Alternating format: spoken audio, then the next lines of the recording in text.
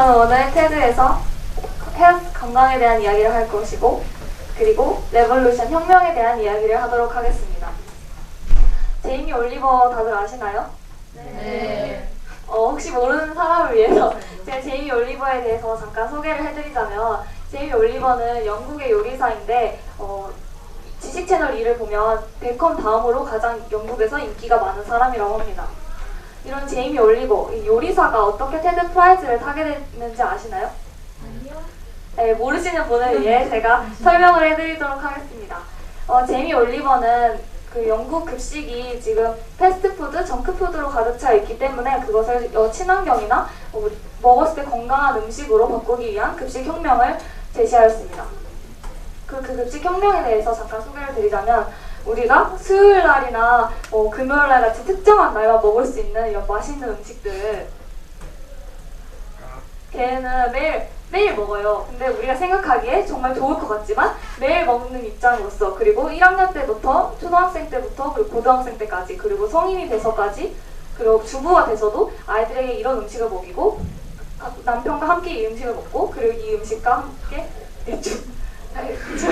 세월 마감할 정도로 항상 이런 패스트푸드를 많이 먹어요. 그래서 이런 음식들은 우리가 생각했을 때 맛만 좋고 뭐 살만 찌겠지라고 생각할 수도 있지만, 행동적으로도 문제를 만들 수도 있고 정서적으로도 사람을 굉장히 예민하게 만들어준다고 합니다.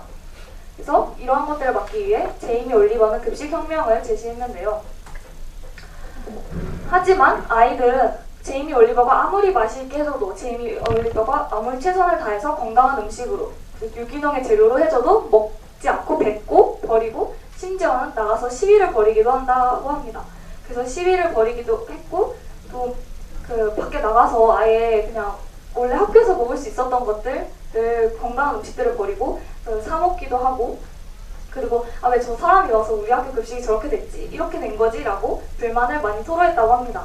그래서 제이미 올리버는 이들에게 건강한 음식이 얼마나 소중한 건지를 알려주기 위해서 충격요법을 사용하기 마음먹었습니다. 그래서 제이미 올리버는 이 아이들에게 치킨 너겟을 만들어지는 과정을 설명을 해요. 닭다리 먹을래? 치킨 너겟을 먹을래? 라고 물어봤을 때 이 아이들은 이 과정을 보기 전까지는 당연히 치킨 너겟이죠 라고 말을 했는데, 닭 껍질이나 그런 부속물들을 같이 넣어서 갈아서 만든 그런 빨간색 곤죽을 튀기해서 만든 치킨 너겟을 보고, 내가 지금까지 먹었던 치킨 너겟이 이런 거였다니 라는 것을 깨닫고 건강한 음식을 먹기 마음먹었다고 합니다. 그래서 아이들은 이제 제이미 올리버의 깨끗하고 단순하고 맛있는 급식을 버리지 않고 더 많이 먹기 시작했고, 손이 많이 간다는 이유로 조리사들이 제이미 올리버의 급식 혁명을 지지하지 않았다고 합니다. 손이 많이 가고 힘이 드는데 애들이 많이 버리니까 왜 내가 이렇게까지 해야 되나? 내가 저 사람 때문에 이런 일을 해야 하나? 더 초과 근무를 하는 거니까 옛날보다. 그래서 투표를 냈던 사람들도 다시 돌아와서 뿌듯함을 느끼면서 요리를 했다고 합니다. 그래서 아이들은 제이미 올리버가 생각했던 것보다 더 많은 변화를 보여주었습니다. 제이미 올리버가 맨 처음 생각하기에는 건강해지고, 그리고 학교 급식이 좀 더 깨끗해지면서 나중에 아이들이 커서 엄마가 되고 아빠가 됐을 때에도 더 건강한 음식을 후손들에게도 제공해줄 수 있겠다라는 생각을 시작하였는데, 아이들의 행동에도 변화가 시작되었습니다. 더 온순하게 행동하기 시작했고 성적도 많이 오르고 많이 착해졌다고 합니다. 그래서 제이미 올리버의 영국 급식 혁명은 성공적으로 마무리되죠. 제가 맨 처음 시작할 때 헬스와 레볼루션에 대한 이야기를 드릴 거라고 했는데, 지금까지는 제이미 올리버가 주장하였던 그 급식 개혁과 혁명에 대해서 이야기를 했습니다. 제가 혁명에 대한 이야기를 두 가지의 부류로 나누어서 말씀드리도록 하겠습니다. 첫 번째로 제이미 올리버의 급식 혁명은 시대가 원한, 시대에 바로 걸맞는 혁명이라고 생각합니다. 제이미 올리버가 이런 것을 주장하기 전까지는 그 공교육이나 공립학교에서 이런 음식을 먹어도 아무런 문제를 느끼지 않고, 조리사들도 그냥 냉동식품을 전자레인지 돌려서 애들에게 식판에 줄 만큼 그냥 방치되어 있었죠.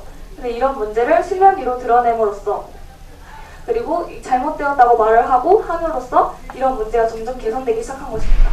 그리고 끝내는 토니 블레어라는 총리에게 예산을 4억 원이나 더 받으면서 이제 점점 문제가 개선되었고 이제는 좀 많이 해결되었다고 하죠. 그래서 정크푸드나 패스트푸드의 미국에서는 과한 패스트푸드 섭취나 문제가 되고 있고 이러한 것들이 사회적으로 문제까지 돼서 제이미 올리버가 말하기를 후손들의 그 수명은 지금 우리보다 10년이 더 짧을 거라고 해요. 과학기술이 아무리 발전되어도 잘못된 식습관으로 인해 식습관만 바뀌면 해결될 수 있는 문제들로 인해서 계속해서 문제가 쌓이고 비만율은 늘어나고 당뇨나 성인병이 늘어나가지고 질병으로 인한 사망이 아무리 약을 투여를 해도 막을 수 없을 정도로 증가될 것이라고 합니다. 건강이나 웰빙, 잘 사는 것에 대한 관심이 높고 그런 것이 사회적으로 문제가 되고 대두되고 있는 지금에 제이미 올리버의 급식혁명은 사회에 맞는 그리고 이 시대의 혁명이라고 할 수 있다고 생각합니다. 그리고 두 번째로는 아직 남아있는 혁명에 대한 이야기입니다. 제이미 올리버는 영국에서는 급식혁명으로 성공을 했지만 이게 세계적으로 큰 방향을 일으키면서 미국에 가서도 시도를 합니다. 하지만 미국 아이들은 받아들이지 않죠. 미국 아이들에게 아무리 이 충격요법을 써서 치킨 너겟을 만들어주는 과정을 보여주어도 이렇게 만들어졌는데 먹을 거니? 라고 물어봐도 네 맛있잖아요 라고 하면서 치킨 너겟을 그대로 먹는다고 합니다. 그렇게 제이미 올리버가 시도했던 급식혁명은 미국에서는 조기 종영될 만큼 그게 받아들여지지 않았던 거죠. 아무리 자기가 충격적인 걸 봐도 지금까지 먹고 자라왔던 환경이 그러했고 자기가 그런 것에 문제를 느끼지 않기 때문에 그런 문제가 계속 쌓여서 더 고치려고도 마음 먹지 않는 것입니다. 그래서 실패하였지만 제이미 올리버의 급식혁명은 계속되어야 한다고 생각하고 그래서 아직 남아있는 혁명이라고 생각합니다. 단발적인 관심으로만 끝나는 것이 아니라 지속적인 지지와 관심으로 우리가 더 많은 음식을 건강하게 먹어야 된다고 생각합니다. 왜냐하면 우리가 의식주가 가장 기본이 되는 것인데 그 중에서 식이라는 것은 우리의 신체의 신체를 어떻게 자기의 가장 소중한 자기의 몸을 행복하게 다루는 방법도 먹는 것에서 비롯된다고 생각하기 때문이죠. 물론 미국에서 제이미 올리버의 급식혁명이 실패한 것은 맞지만 거기서 그 영상에서 제이미 올리버는 핑크 슬라임이라고 해서 햄버거 패티를 만드는데 치킨 너겟을 만들 때와 같이 엄청 좀 우리가 생각해서 먹지 않을 것 같은 음식을 넣어서 만든다고 해요. 그래서 이런 것들을 이렇게 만들어서 햄버거 패티를 만듭니다 라고 보여줬고 이런 것들이 문제가 되기 시작했습니다. 그래서 맥도날드나 버거킹에서 이런 거 인체 해가 되지 않습니다 라고 소송을 걸어서 당국에서도 이런 거 인체 해가 되진 않습니다 라고 말했지만 맥도날드나 버거킹이 나중에 핑크 슬라임을 활용해서 햄버거 패티를 만들지 않겠다고 말을 했으니까 그런 부분에서도 조금은 성과가 있었다고 볼 수 있습니다. 그런 점에서 아직 남아있는 혁명이나 그리고 지금 이 시대에 맞는 혁명인 만큼 우리는 더 건강하고 단순하고 깨끗한 음식을 먹기 위해 노력해야 된다고 생각을 하고 실패된다고 생각되더라도 조금의 성과를 위해서 조금 더 깨끗한 음식을 먹기 위해서 우리는 시도해야 된다고 생각합니다.